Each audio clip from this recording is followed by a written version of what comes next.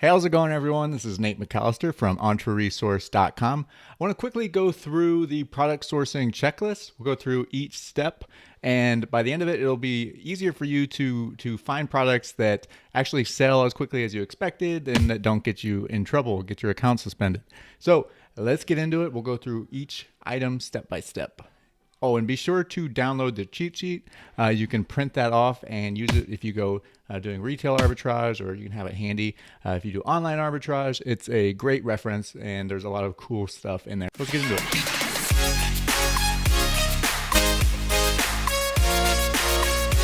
All right, there's 4 main steps to the product sourcing checklist. There is a 5th option that I included as well if you are on the fence. I won't be covering those in this video, but the first 4 steps are absolutely critical. There's just kind of different categories of product inspection, and not just product inspection, but product selection, trying to decide if a product is right for your business model and right for your everything that you have in your business, your capital, your amount of time, what you're trying to do, your goals. So everyone's is different. But this product sourcing checklist, once you customize it for your business, it'll come in handy. You can give this to your employees. If you have new employees, you can fill this out and have them understand a little bit better what you're expecting as far as minimum and net profit, ROI, sales velocity, stuff like that. We'll get into that. Let's go through this step by step. First, step 1 is the physical product inspection. I put this first. And a lot of people were wondering why I didn't put step 4 first with the review estimated profits and velocity. I put number 1 first, and I put the profits and velocity last because I don't think it's good to estimate profitability and sales until you're sure the product is actually able to be sold. If you do the profitability first, and I know a lot of you are still going to do the profitability first, I get it. But if you do it first, you're going to be tempted to bend the rules and sell things that maybe shouldn't be sold, or sell them in a condition that shouldn't be sold as. So keep that in mind. It's important that you sell products that are of the right quality, that you're ungated for, that you're not going to have any issues with IP claims, stuff like that. So I did put physical product inspection first. So first is, are you inspecting the product condition properly? Is it new, like new, used? You need to know exactly what condition the product is in. This includes things like seals. If you read the blog post, I get into more detail as far as the link to the blog post. If you're watching this on YouTube, the link is below. You need to know if the seals are intact. Is it in the original packaging? Has it been opened? Does it look like it's fallen? Is it damaged? You need to know these things. It needs to be, for the most part, if you're doing arbitrage, I highly recommend that you make sure that your products are brand new. It's already risky enough doing arbitrage. You should never overestimate the condition. It's just not scalable. You're not going to get in trouble most of the time. Like 9 times out of 10, you'll get away with it. Maybe 99 times out of 10, or 99 times out of 100, you'll get away with it. But at scale, it's just not going to work. Eventually, you're going to get caught up, and it's going to come back and bite you, and it might end up your account's going to get suspended. You'll probably get it back after a few weeks, but if you do it again, you might lose it forever. It's just not worth it. So you want to make sure that you're accurately grading your product. So I definitely recommend that you check out the link. I've linked to it below in the YouTube video as well. The link to Amazon's product condition guidelines. They're a little bit more strict than a lot of people expect. So it's important that you actually read them, because new is intense. It's not, there's no real ifs, ands, or buts if something's new or not. And then even used like new is pretty much just new. So check those out. I won't get into them. I won't get into them myself right now, but you should definitely check those out and make sure that your team is aware of the product condition guidelines before they work for you at all, or before they grade or list anything. Next, is the product far enough away from expiration? You know the rule, you have to have 105 days plus the amount of time to consume the product, right? So if you have 180-day supply, you need to have 180 days plus 105 days of remaining shelf life time on that product. If you have any questions, contact Amazon. Never list something that might be expired. That's a great way to get suspended. Make sure that you're keeping track of these things. If there isn't a expiration date on the product, a best by or sell by date is also accepted by Amazon. Next, are you positive the product is authentic? You should be. If you're not, don't sell it. It's just not worth it. And one thing that goes along with this is it's not just if it's authentic. Can you prove that it's authentic if someone claims that it's not? Because that happens a lot. I see a lot of people that end up getting inauthentic claims, and I'm positive it's authentic. They're positive it's authentic, but we just don't have the paper trail that Amazon wants. So make sure that you're keeping accurate records and that you're keeping all of your invoices and receipts so that you can prove to Amazon that you bought the product and it's authentic. Next, are you positive the product hasn't been recalled? This one's difficult. And typically Amazon shouldn't let you list a recalled product. You should be getting notifications if one of the products in your inventory is recalled. This one's hard. I almost left this one off because there's not too much you can do. Just be careful if you're buying from like mom and pop shops and something's on clearance. A really unethical thing would be for them to put recalled products on clearance because they're trying to get rid of them. But it happens. You need to be careful and be vigilant of that because it can get you in trouble if you accidentally somehow got away with a recalled product. But that one's not a super big issue. All right, let's move on to step 2, verifying the listing. So this refers to the actual Amazon listing if you're not creating the listing yourself. This is assuming that you're listing against a pre-existing listing. Are you positive that the product matches the listing exactly? This includes model, style, size, color, count, condition, and anything else you can think of that would identify a product from other products. The big one is count. A lot of people, they see a product and they think it's profitable and it ends up being a multi-pack. So like, oh, this makes a lot. And it actually doesn't because it's actually referring to like a 2 or 3 pack. Are you sure this isn't a duplicate listing? You always want to make sure that there's only one listing for a product. If there's multiple, make sure that you can identify which one's the legitimate one. Don't just list against a product because it's the more expensive one or there's fewer competitors. You need to list against the correct listing and never create a listing if there's already one that exists. All right, moving on to step 3, we're going to verify that you can actually sell or list the item. Can you sell the category that the product is listed in?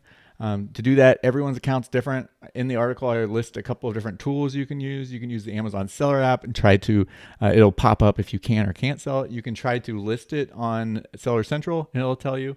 So there's a couple of ways you can do that. You can get an extension like, can I sell it?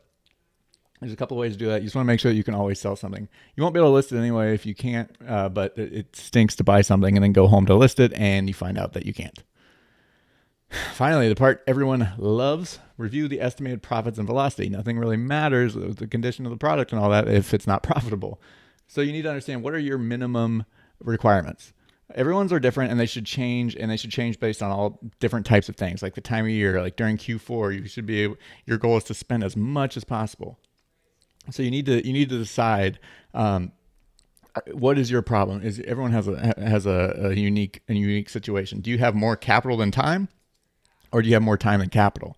If you have more capital than time, you can take lower margin products, right? Because you need to spend all that capital. It takes time to find leads. If you have less capital and more time, then you can wait and get those higher net profit items, those ones with the higher ROI, right? And you want them to turn more quickly because you don't have a lot of time to wait on capital. You have to make sure that inventory is turning, right? So then you also want to fill out what's your desired profit per day. And once you know what your desired profit per day is, you can estimate how much you'd have to spend to get that, taking your minimum ROI and figuring that number out. It's pretty easy. It's just a matter of, do you know your numbers? If your goal is to make $100,000 a year, you need to know how much you need to be spending to make that. So you have to have a goal. You can't just hope to make money without a goal. You need to set some quantifiable standards and baselines there for what you're trying to do.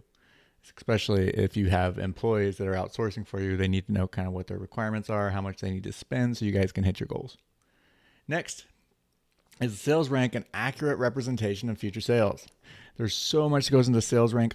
I can't do it justice in this short video. You need to understand, is sales rank, if something's selling 10 a day, does that mean that you will actually be selling 10 a day, or will you be sharing the buy box with 10 other people and maybe you'll sell 1 a day? Maybe you won't sell any of them because somebody's so cutting the price. You need to know these things. What's actually going to happen when you go to list against the sales rank. So you need to understand not just sales velocity and what the correlation with BSR is, BSR being sales rank, but also what happens, other variables like the competition, the time of year, stuff like that will impact. So you can't just go by sales rank. You need to understand if it's an accurate representation of future sales or not. So skipping ahead, if you come down here to this one sale per day sales rank sheet, which admittedly has not been updated in a while, so don't. These numbers are probably still pretty good. They're going to be. There's more products now, so these shouldn't be getting slower. These numbers should actually be selling a little bit more at these ranks. But again, it's a matter of how much competition is there and what other factors are going on. So sales rank is far from perfect. So just keep that in mind. Make sure that your employees know that.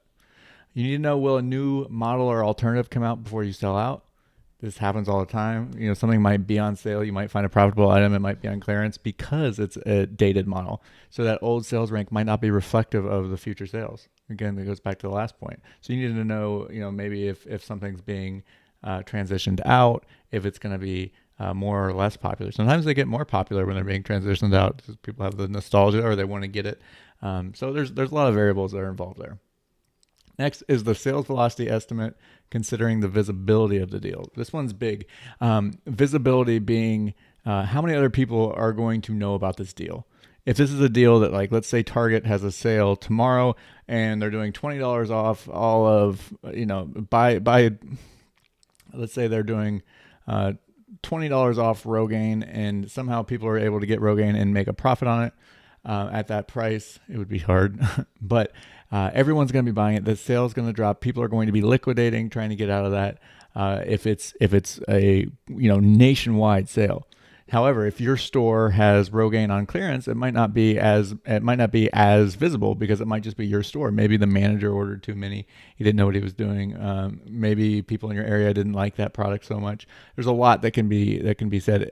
If you find deals and you see that there was a limit, like you can only buy 2, that's going to be a lower chance of flooding and a race to the bottom. So there's a lot that impacts sales velocity. Again, I wish I could give this whole section, it deserves a full course, but I'm just trying to touch on it briefly so you guys know.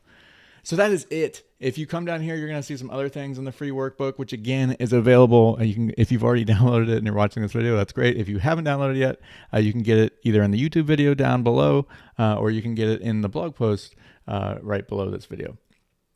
Here I've got a quick little cheat sheet for whenever you're doing retail arbitrage scouting, just some things that help you remember what you're doing. Just a fun little thing I made back when I made this many years ago, back when I started. I was doing RA. As you know, I don't do retail arbitrage anymore. My business is not doing that anymore. It's not what I do. But it's a very viable method, and it's a great way to get started with Amazon. It can be scalable.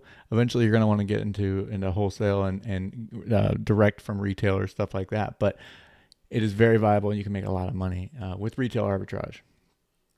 Next, we have the gated and prohibited products. These are ones that require approval.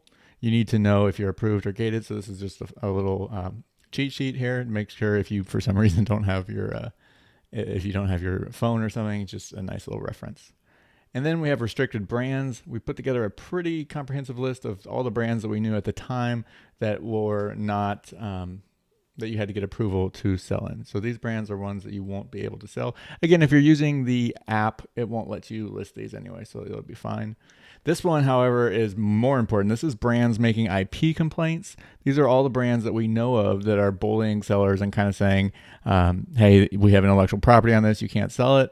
Whether they do or don't, it doesn't really matter. It's just a pain in the butt. So I do recommend that you avoid these brands. And this list grows all the time. I'll link to another article in the notes below that will show more up-to-date collection of IP complaints. So that is it, everyone. I hope that you enjoyed this. I hope you found some value in it. If you did, make sure to give me a thumbs up and subscribe and share it with a fellow Amazon seller that you want to help. I appreciate you guys. Thank you for watching. Take it easy.